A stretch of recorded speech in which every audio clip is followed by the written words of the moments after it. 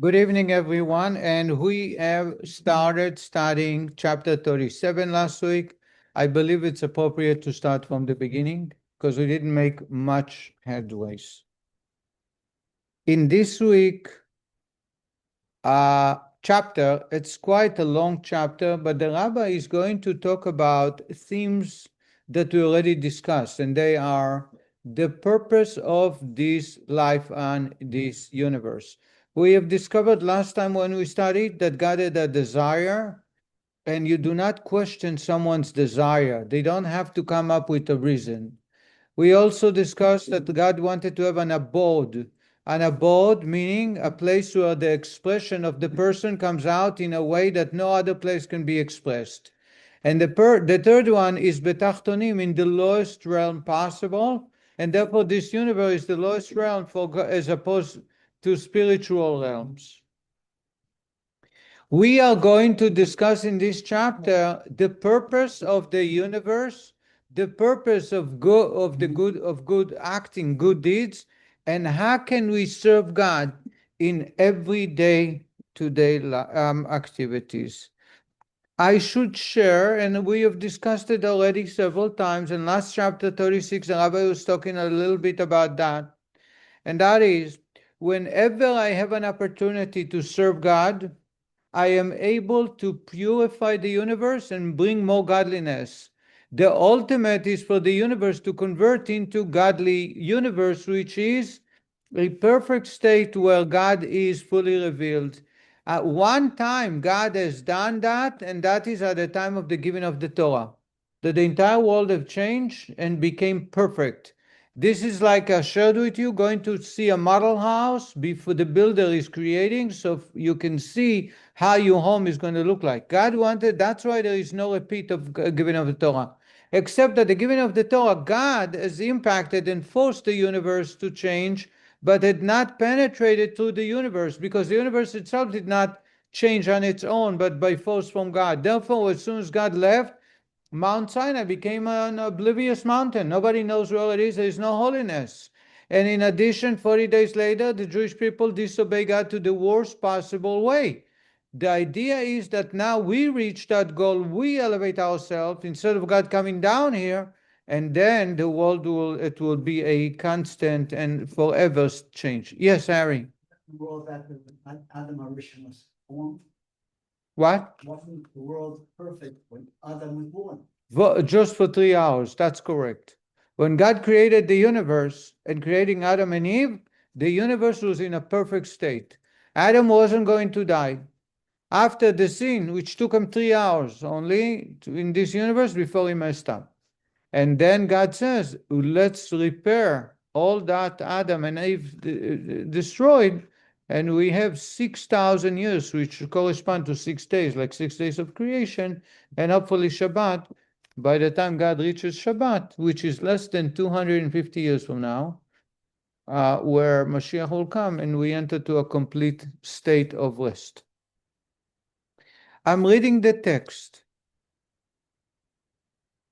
The rabbi, and again, one more point is that action in this universe is more effective than anything else. And I saw a commentary from a rabbi who explains that the examples we're going to read correspond to the 4 categories of the universe. The universe is created by 4 categories, and they are, from top to bottom, the human, the animal kingdom, the vegetation kingdom, and the inanimate, minerals, objects that don't move and don't static. Says the rabbi, in every one of those 4, we can penetrate and infuse it with positive energy, with godliness. And the rabbi is going to use examples that correspond to all 4. But the rabbi is going to start from the bottom and going up. So let me give you an introduction so it's easy to read. When I take a coin is inanimate. It's made out of copper or silver or gold, and I give it to the poor, or I put it in the tzedakah box. What did I do now? I converted this coin into a holy coin. I have infused it with positive godliness. The vegetation is when I respect God's law not to eat from a tree for the first 3 years of its life. A tree bearing fruit, not vegetables, but trees, like a peach, like orange, like an apple.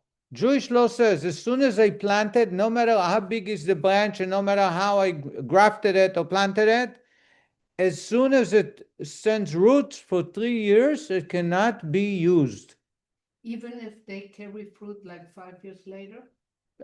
We go 3 years. So if the fifth year, I can enjoy it. So as soon and in Israel, you have to give tithe.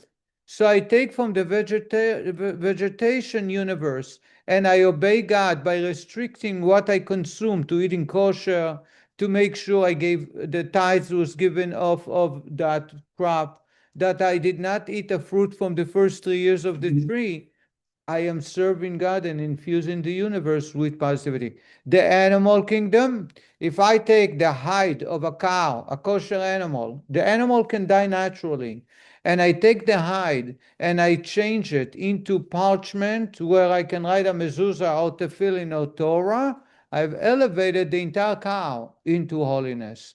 We do the same thing with fruit, taking ananas out and making broth. Of course. So I showed with you there are 3 categories. Remember, I started with 3 categories. Coins is inanimate. Trees and fruits is the plant universe. Animal kingdom is where I take and I convert something into godliness. I should say dog therapy today. Have you heard of dog therapies? You have animals that assist in curing humans, right? I'm not going to talk about animal testing of treatments, etc., because it's politically incorrect. So I'm going to talk about dog therapy. Everybody loves dog therapies, right? These are animals that are, when I am able to care for an animal, and the animal is impacting other human beings or the other parts of the universe in a positive way, what happens is I infuse the universe with positive godliness. And then the human, when a human is giving advice, assisting, helping someone, giving them, making them feel good, I am infusing the universe through that human being with positivity. Any questions to that? Yes. The animals that help the human get better, do they have to be kosher? It can be any kind of animal. No. There are, okay. I think I talked about it last week. If I want to eat a steak, the animal must be kosher and it has to be slaughtered and remove the blood and check the internal body parts that are all fit. Otherwise, it's not kosher, right? Understand? Yes. The hide, the skin of the cow, even if it wasn't slaughtered, it died naturally, or it's deemed not kosher, is fit to be used for parchment. Can I use a skin of a non-kosher animal? The answer is no. Now, what if I take the skin or the fur of an animal that died naturally, and I sew a coat out of it, and I help someone by gifting him so he should stay warm? I'm able to take that skin and elevate. We call it in Kabbalistic terminology, elevated it, meaning serving it for a good purpose. Harry, do you understand? Yes. So what I did is I covered 4 categories. There are Alter Rebbe, not me, that I'm explaining. The Alter Rebbe used the example of all 4 categories. There was a man, I believe he lived in New York, was a vegetarian because he cared about he was sensitive to animals. So he wouldn't eat any meat. He was a vegetarian. And one day, the yeshiva boys met him, and they start talking to him about observing Torah mitzvot, and he fell in love with it. And they asked him to put on tefillin, and he agreed. Every Friday he would put on tefillin. Until one day he asked him, "What's these boxes made out of it?" Oh, and they told him it's made out of the animal hide. He says, "Really? I'm not doing it. You're killing the animals for that? I'm sure God is not going to allow it. You cannot do it. No way." And as much as they tried, the yeshiva boys, they failed in convincing him. So they told him, "Why don't you go to visit the Rebbe and ask the Rebbe the question?" So he went to the Rebbe, and when he passed by the Rebbe, he says, Rabbi, I'm a vegetarian. I started observing the Torah and Mitzvot, and I love it. But I can't see how I would be allowed to put, for the boys to put on tefillin and be made out of skin of the hide of the animal. And the Rebbe turned to him and he said, why are you not, what bothers you? And he says, I can't see killing animals just to create a box to put here. After all, it's a human, it's an animal that has emotions, it feels. And the Rebbe says to him, do you think that the hide was taken out of living cows and goats? Perhaps they died naturally. And the man says, oh, I didn't know. The yeshiva boys didn't tell me. And the Rebbe says to him, the skin for the animal is from goats and cows that actually died naturally. So instead of them being buried or being trashed, as the case many times, it's been elevated to serve God. And the man says, Rebbe, I am so appreciative. And he went back, and forever he would put on tefillin.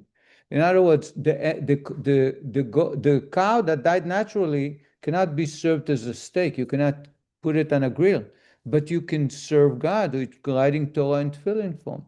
So the same is if I take an animal skin without hurting the animal, because the fox or whichever animal it is died naturally, and I am using it to warm myself up or my family or to help others, I'm doing a great mitzvah service.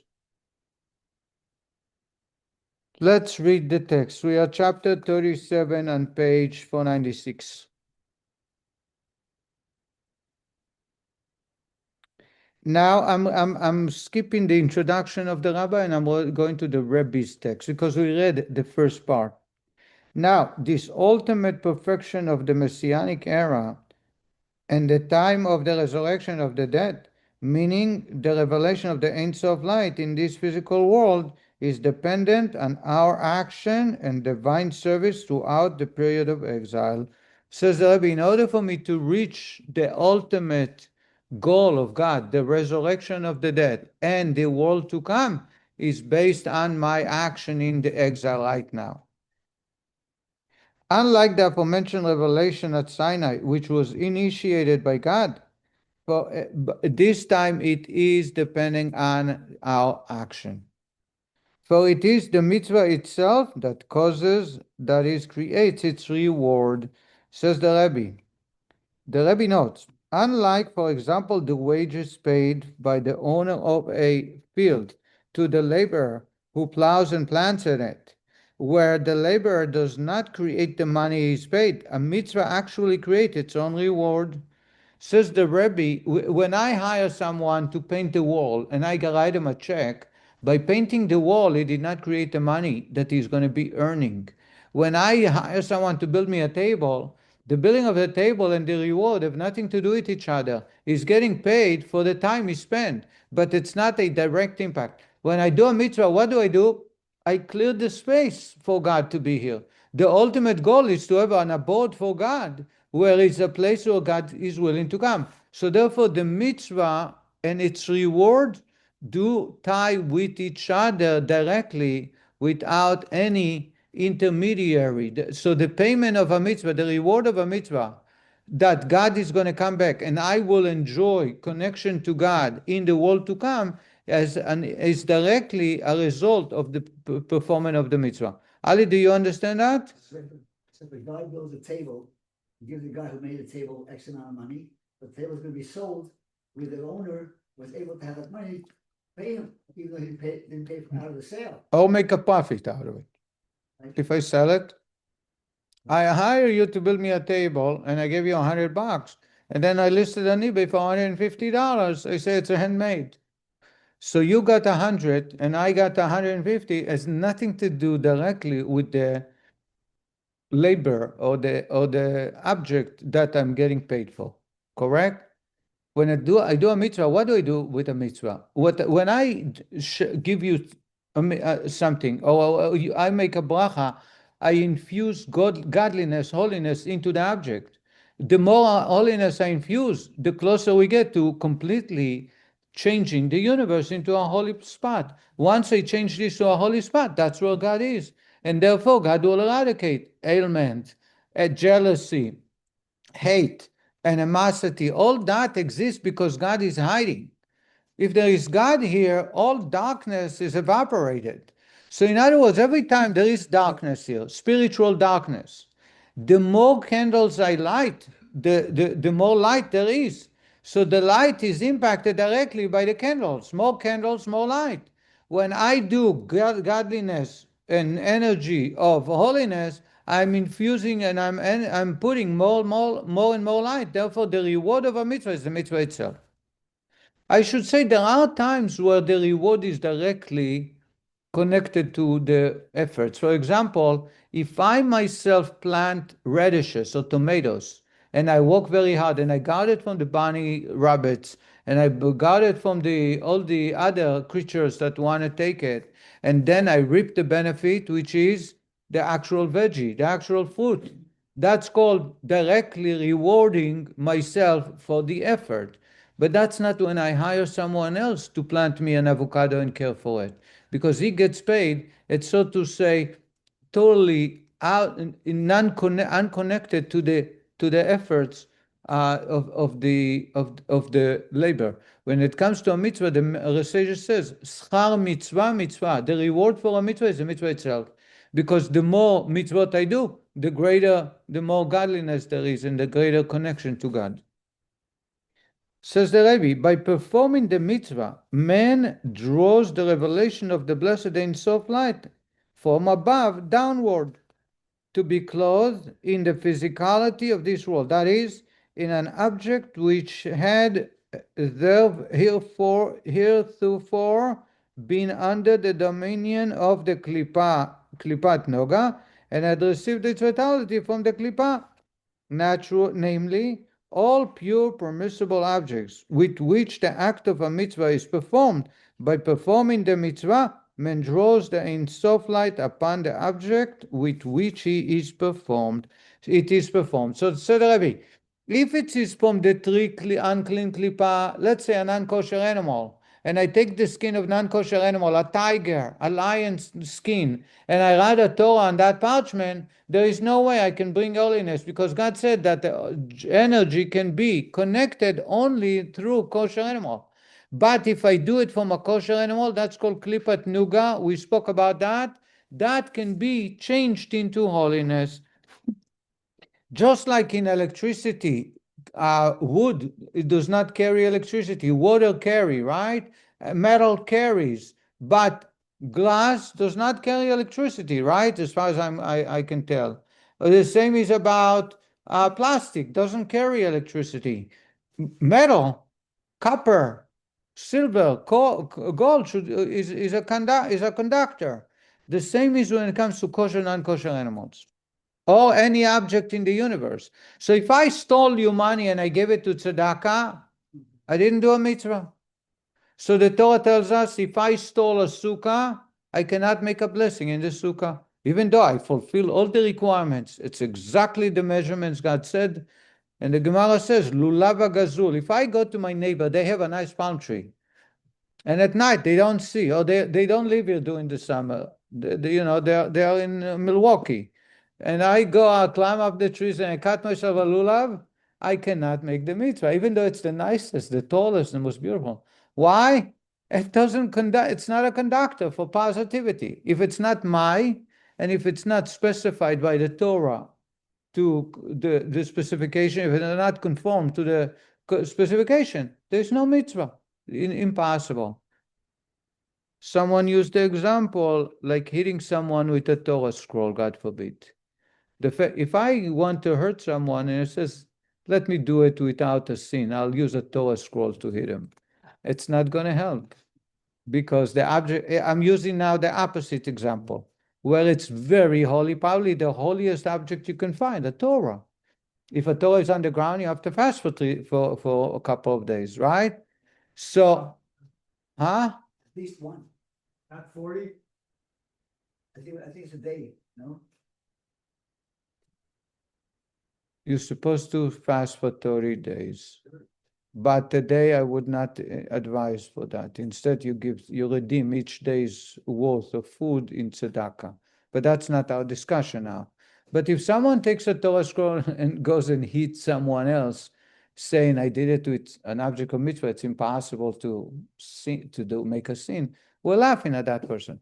The same is when someone takes an object or a situation where it's a sin or it's not appropriate and decides to fulfill the mitzvah.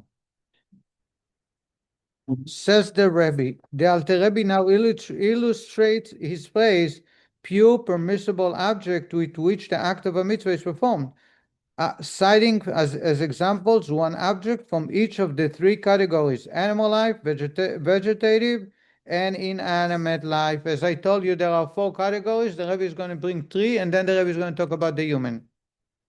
For example, the parchment of the tefillin, mezuzah, and sefer Torah, which must be made of the skin of permissible kosher animals. So if I take a cow that died or a calf that died, and I use the skin, the hide, and walk it properly so it become parchment, what I did is I infuse it with positive godliness.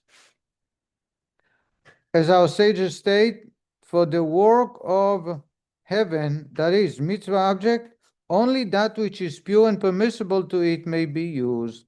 Only kosher animals' hide can be used for parchment. The parchment derived from such animals is, however, under the dominion of klipat nuga, until one uses it for tefillin, etc. When the mitzvah draws upon the parchment, a revelation of the Ein Sof light. I think I shared with you last lesson that in one of the category of sacrifices brought on the altar was the dove. A dove. Whenever a dove was brought as a sin offering or any type of offering, the priest, after of course slaughtering with the nail, they had to circle out the innards of the animal, the stomach of the animal, and it will never be allowed to place on the fire of the altar. And the reason is because doves are free roaming animals, and most likely they consume some things that are not theirs. And the Torah says if it's not theirs, that does not belong into holiness. And therefore it has to be removed before placed on the altar as an aroma for God. That's, even though I told you for practical purposes, people have been raising doves because it was a profitable business. So many men and women had to bring, every time after giving birth, the women would have to bring a dove as a sacrifice. So they would raise doves, and I think I told you they found many dove droppings right outside the holy temple, where there used to be stores with cages for doves. But the fact is that dove is a free roaming animal, and therefore the innards are not allowed to be placed on the temple. Similarly, says the Rebbe, an etrog is a citron, one of the four species, which is not orla, the forbidden fruit of the tree's first three harvests. Or so that the vegetative universe. So an etrog, if I took it from a tree that's 2 years old, even though it's young and beautiful, I didn't fulfill the mitzvah. Or money given to charity that has not been acquired through theft or the like, and etc. There are plenty of stories where holy people refused a donation from individuals and later discovering that the money came from theft or the inappropriate gambling, etc., which is inappropriate and cannot be served as a mitzvah. That is, other physical objects used in performing a mitzvah, all of which were previously in the realm of klipat nuga, and as the Alter Rebbe will conclude presently, are now merged into the divine will by serving the purpose of mitzvah. Says the Rebbe, there is only that is permissible and came to me in a kosher way that can be used for a mitzvah. In reference to his earlier stipulation that an etrog not be ola and that charity be honestly acquired, The Alter Rebbe notes in the extra for Orla is the first 3 years, is of the 3 completely unclean klipot that can never ascend into holiness, is it written in Etz Chaim. Thus, fruit which is Orla, deriving its vitality from the 3 klipot, cannot be elevated by having a mitzvah performed with it. And similarly, any mitzvah whose performance involved a transgression, God forbid, since the sinful act receives its vitality from the 3 completely unclean klipot, the resulting mitzvah cannot elevate it. So if I want to elevate an object, it has to be untied with the 3 klipot. So a tree that is 2.5 years old, there was only 2 harvesting seasons, not 3. If I take it and I want to make a blessing for the etrog, it will never be removed from the 3 unclean klipot and never elevate. So I use, in fact, it's a sin using God's name in vain. If someone stole money or robbed it or received money in an unkosher way, that money will never be elevated, and therefore it does not fulfill the mitzvah of tzedakah. When performed, however, with pure and permissible objects, the mitzvah elevates those objects from the klipat nuga to holiness to be united with the Ein Sof light, as Alter Rebbe continues. Now that one fulfills God's command, now he's talking about the human being. Until now we talked about the objects. Now that one fulfills God's commandment and will with these objects, the vitality within them ascends and is dissolved and absorbed into the blessed Ein Sof light, which is His will that is clothed in the mitzvot, the divine will that each mitzvah represents. Why? For in a mitzvah there is no concealment of the countenance whatsoever to hide His light, preventing the object from being absorbed in this light.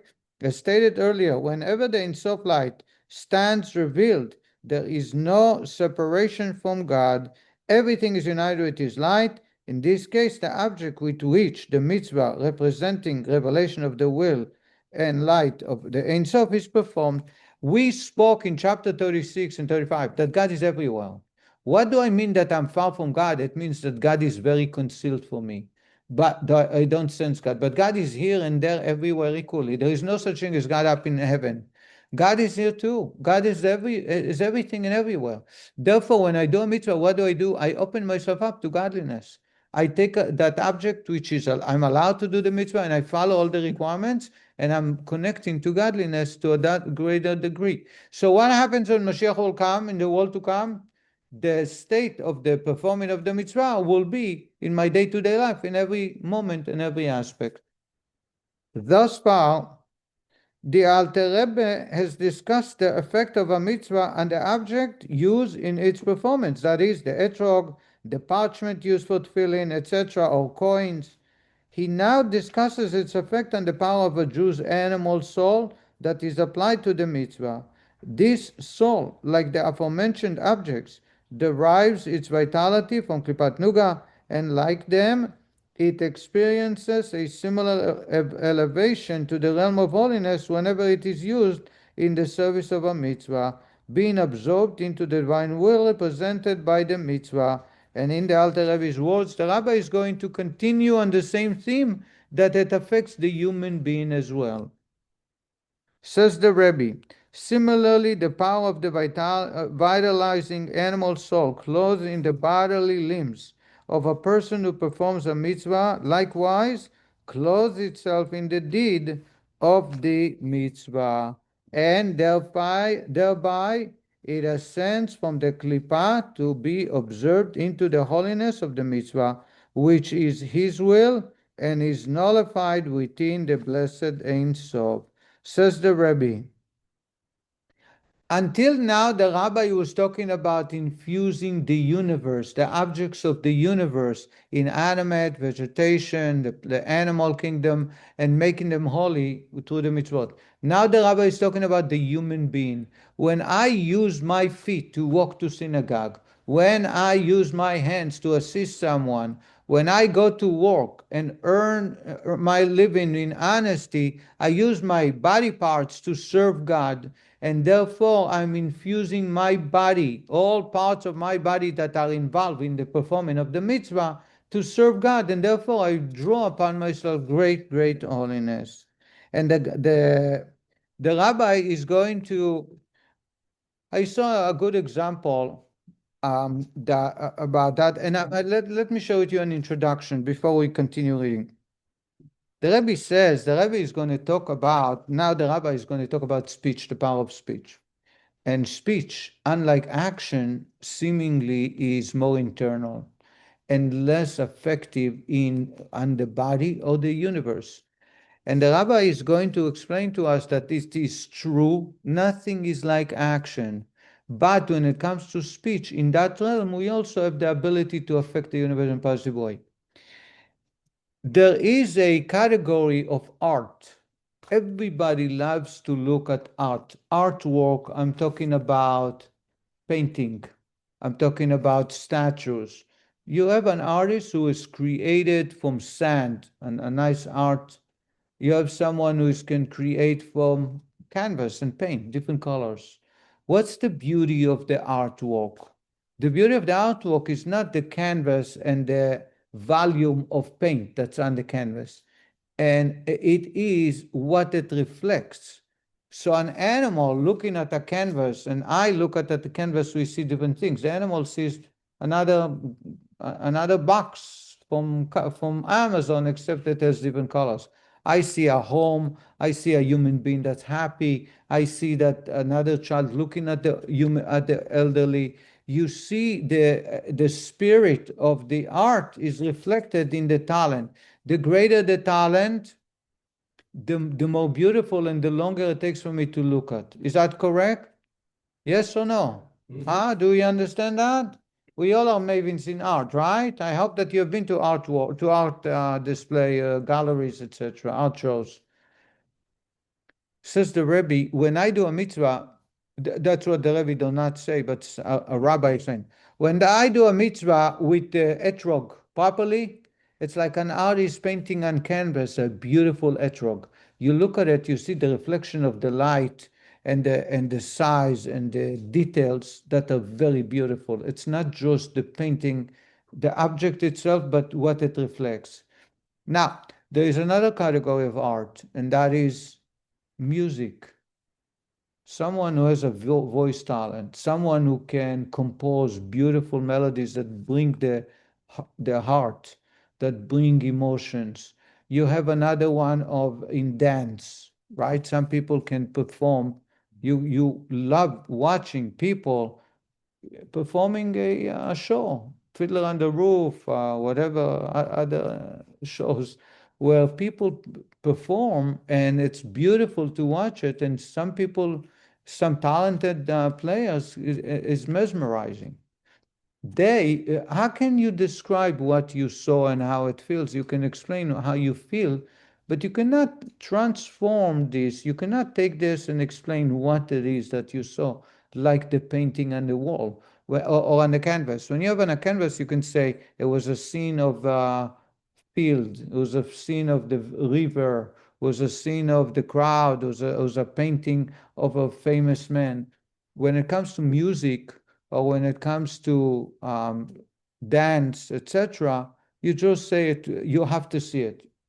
This is when it comes to the world of speech. Speech, unlike action, is not tangible in comparison to action. You cannot just tell someone, that's what I saw, and describe in details. You can try, but it's very difficult, and it's not as correct as when it comes to paint or a statue or actual carving on physical objects. But, says the Rebbe, the expression of the talent is as equal, if not greater, when it comes to music, etc. Right? Am I correct? Did you am I making sense here, Harry? Okay. Says the Rebbe, when you speak prayer, study of Torah, use words to comfort somebody, use words of wisdom, use words to make some people feel good. What I do is I use that talent to serve God, and godliness is infusing my power of speech at the same time. It's not like a painting that I'm looking at the wall. It's not like a mural, but it is a form of art. So in other words, it's a form of serving God and bringing godly energy. That's why, and the Rabbi is going to talk about objects that were serving God, they need to be put to be buried. If I have a Torah scroll or a book that's printed with holiness, we don't trash it. We put it in the Gniza. Gniza is a place to be buried out of respect. The human body should also, according to Jewish tradition, should be placed to rest in the ground, not allowed to burn. Why? Because the body is becoming a vessel to contain godliness, and therefore should be treated with great respect. Here is the way the Rabbi continues. The Alter Rebbe goes on to say that those mitzvot involving speech alone likewise affect this elevation of the animal soul, even though here the animal soul's power is not brought to bear in the performance of any mitzvah, as before with the three other categories. Says the Rebbe, even in the case of such mitzvot as Torah study, reciting the Shema, prayer, and the like, the animal soul's power is elevated to holiness, even though they do not involve actual physical action, which is under the dominion of the Klipat Nuga. Yet it is an accepted principle in Torah law that thought is not a substitute for speech, and one does not fulfill his duty of Torah study, prayer, etc., unless he actually utters the words with his lip. It is also accepted that moving one's lips constitutes action, and such action, as the Rebbe notes, likewise stems from the vitality of the Klipat Nuga that is nourished by the animal soul, as does the actual bodily action spoken of earlier. Says the Rebbe, continue the Rebbe. For the divine soul cannot express itself with the physical lips, mouth, tongues, and teeth in the instrument of speech, except by way of the vitalizing animal soul actually clothed in the organs of the body. There is a Jewish law. If I study Torah with my eyes alone, even though I understand and I comprehend everything, I did not fulfill the mitzvah of studying Torah. If I pray the prayer by looking at that with my eyes, there is no. Even though prayer is service of the heart. The Torah tells us the purpose of prayer is a service of the heart to God. The same is about Torah. Torah, if you don't understand what you're saying, you don't study Torah. It's about intellect, about that's how you connect to God, by studying Torah and understanding God's desire, God's will. Yet, a prerequisite to both is actual moving of the lips. You have to move the lips, and the reason is, there are many, many reasons. There are many ways to explain it, but in this context, the purpose is by moving my lips, I'm using the power of the speech to bring godliness into my body. If I didn't use my lips, I brought godliness only to my brains, or in prayer, I brought godliness only to my heart. But if I move my lips, I brought godliness also to the external power of my body, which is the power of lips, of speech. The power of speech is actually from the Klipat Nuga, from the natural soul shell, and by using it in a positive, I'm elevating it. If I use it to curse somebody or to use profanity, etc., I'm lowering it to Gimel Klipot, to the three unclean Klipot. The divine soul is entirely spiritual, the body physical. Therefore, as explained in chapter 35, the divine soul cannot activate the body to perform mitzvah except through an intermediary. This intermediary is the animal soul, which on one hand is a soul, a spiritual life force, yet on the other hand it is actually clothed in the blood and the bodily organs. This intermediary is necessary in mitzvot performed through speech, just as in the mitzvot performed through action. For articulating the words required for the mitzvah also constitute physical action, so that these too cannot be accomplished by the divine soul itself, except by way of the animal soul's power. So we need the animal soul to activate the power of speech, and then I'm elevating the animal soul, making it holy. Hence, the more forcefully one speaks words of Torah and prayer, the more of the animal soul's energy he introduces and clothes in these words. Thereby, he converts more of the energy of the klipa to holiness. This is also the meaning of the verse, all my bones shall declare God who is like you, in the book of Psalm 35, which means that the words of Torah and prayer must be said with all of one's bones, so that as much as possible of the body's energy be utilized in performing the mitzvot. How does one do that? How does one do that? By praying, using your mouth, using your lips. All the bones. Oh, all my bones? Yeah. Is that why the Hasidim shuckle? That's the answer. That's why we do this when we study and pray. Because I want Okol Atzmoisai, all my bones. Yeah. Okay. I thought it was an exercise. Maybe.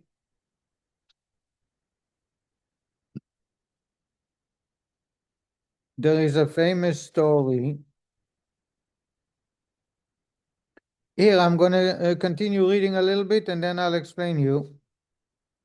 This is why we are page 502. This is why our sages have said, if the Torah abides in all 248 limbs, it is preserved in your memory. Otherwise, it is not preserved.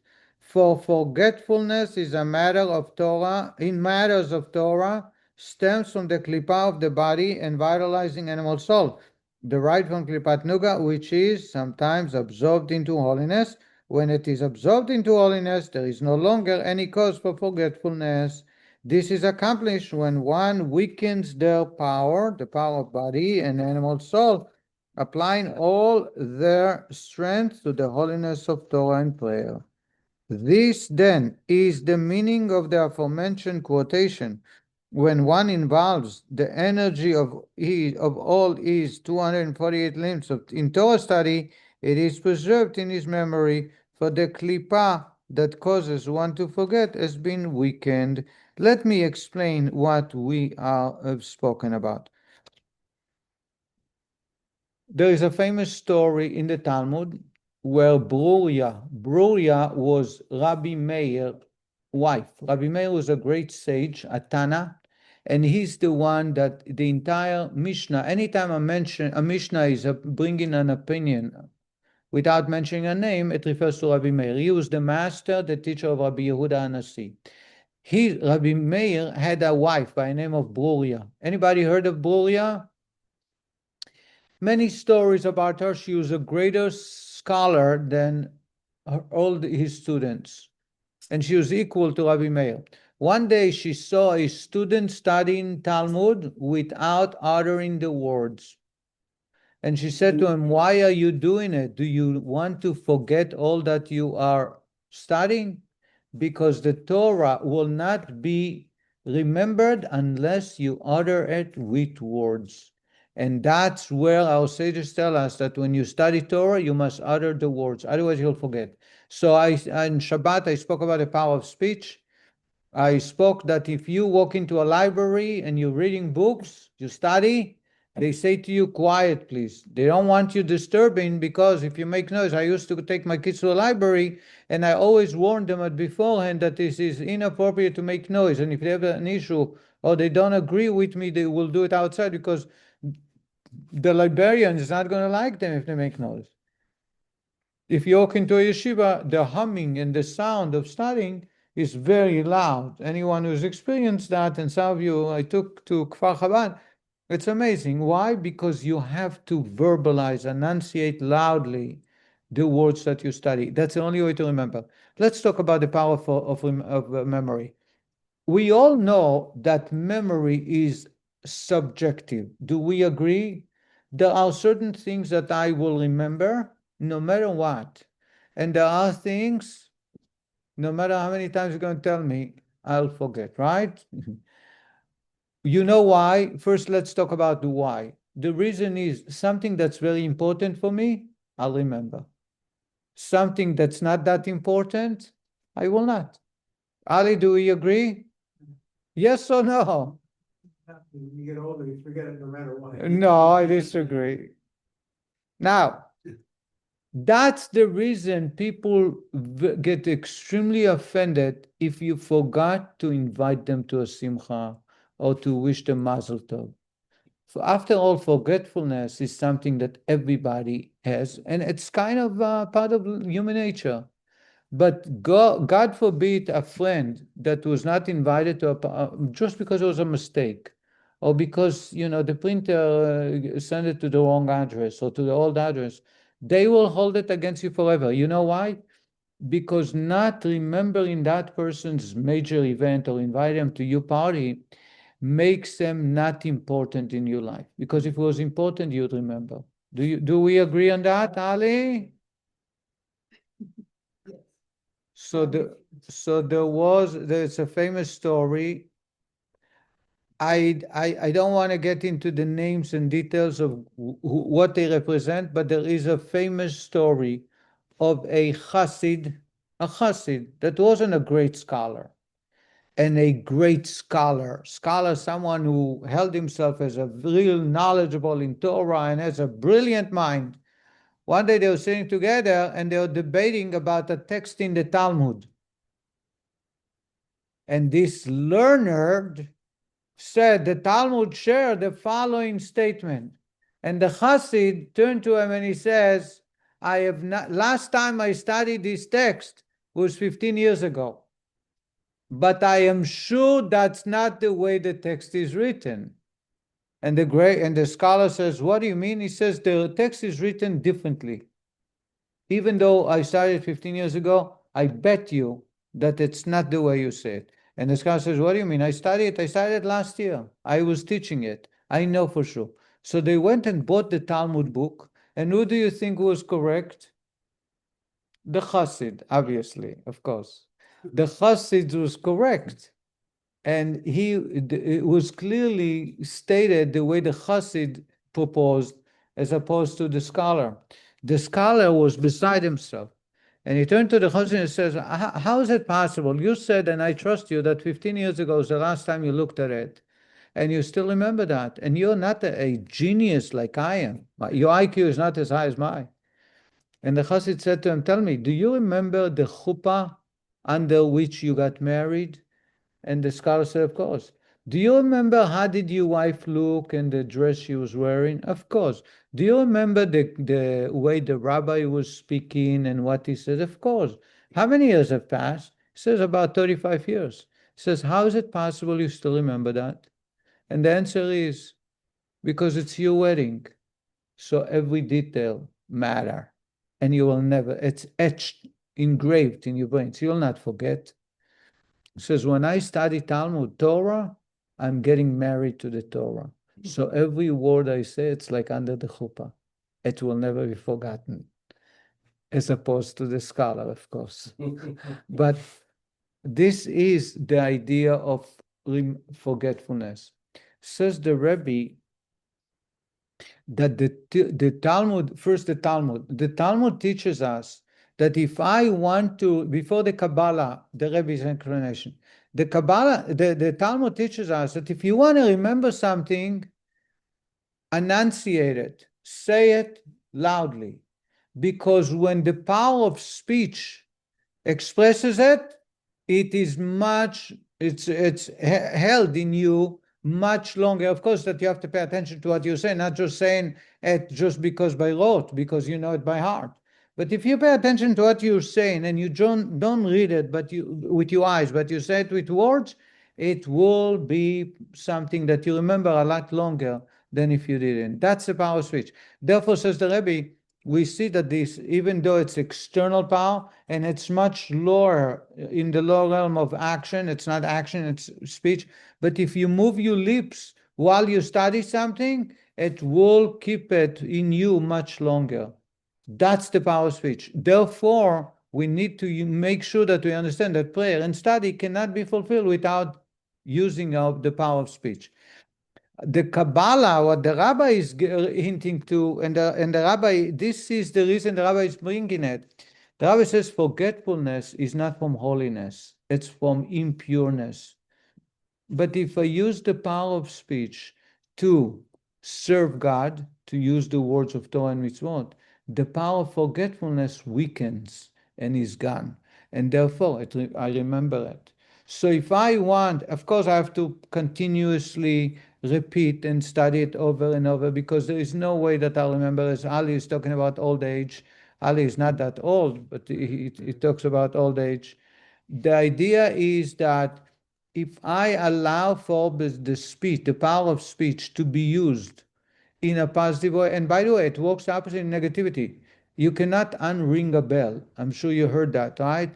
If someone, sticks and bones, what? Sticks and rocks hurt, huh?